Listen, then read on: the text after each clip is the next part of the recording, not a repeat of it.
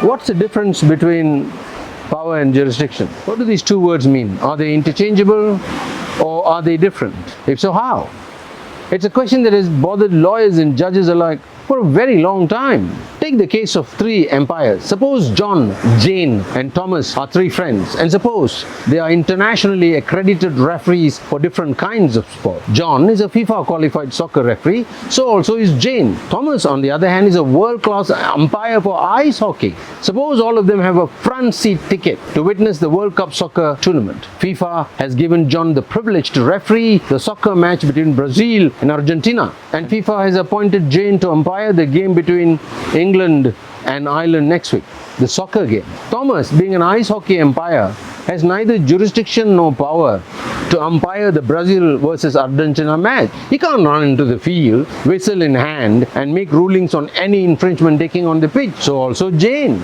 So they have neither power nor jurisdiction to umpire the Brazil versus Argentina game. So also, when Thomas umpires the semi-final hockey world championship between Canada and Sweden, they have neither jurisdiction nor power to umpire the Brazil versus Argentina game. So also, if Thomas umpires the semi-final ice hockey world championships between Canada and Sweden, neither John nor Jane have jurisdiction or power to interfere in his decisions. That explains what jurisdiction is. What about power? Come back to the Brazil versus Argentina soccer game. During the game, a Brazilian player brings down an Argentinian player. This occurs at the center of the field. Because of the force of the tackle, the Argentinian player has sustained a bone fracture. Can John award a penalty against the Brazilian team?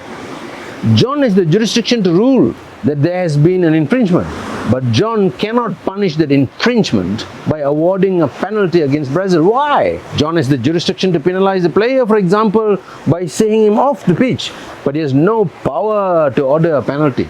We thus see that it is the soccer rules that determine how John can exercise his powers.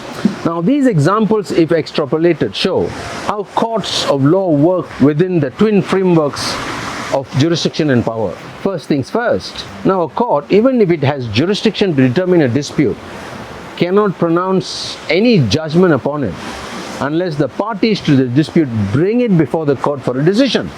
Second, a court cannot exercise its power without jurisdiction.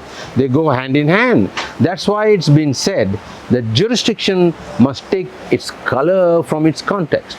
Now, I'm going to speak to you about the types of jurisdictions, and the law differentiates between four types: subject matter jurisdiction, territorial jurisdiction, quantum jurisdiction, and relief jurisdiction, respectively. I want to speak about subject matter jurisdiction. Take divorce cases, for example. In the old days, only the High Court could deal with divorce matters. Recently, that's been slightly changed. In the old days, the subordinate courts had no such power. Now, this is called subject matter jurisdiction. Only some courts can hear certain kinds of dispute. Now, I want to speak about quantum jurisdiction. A magistrate court cannot hear a civil dispute that exceeds the sum of Rm 100,000 ringgit in value. So, where a magistrate court hears a building contracts dispute, then the maximum amount that the law allows the magistrate to award is 100,000 ringgit.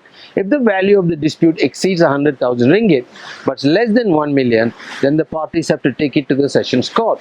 Now, for disputes that are higher than 1 million, the parties have to file the case in the High Court, because that court can award any sum in damages running into the billions of ringgit. Now, there is an exception to the quantum jurisdiction rule. The parties to a civil suit in a building contract dispute, for example, can agree that even if the award were to exceed 50 million, a sessions court judge can hear and determine the dispute. The parties can confer jurisdiction by consent because Parliament has allowed it.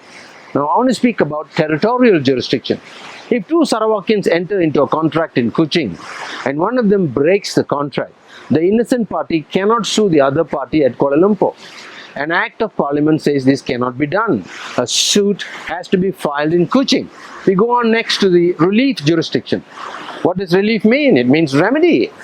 Suppose you lost an arm in a car accident. You may sue the negligent driver and ask for relief. You cannot ask for the return of your arm or his arm. That no court can give. Court can only grant a remedy if it has both jurisdiction and power. There are two cases, Anisminik and Kadiravilu, that deal with it.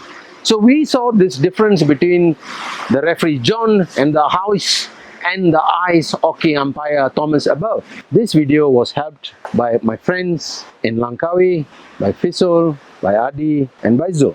They helped me a great deal. Look at this, total darkness, and these guys left all their work to come and help me. If you like this video, press like. If you haven't already subscribed, please share it widely with your friends. I hope to see you again. Thank you and good night.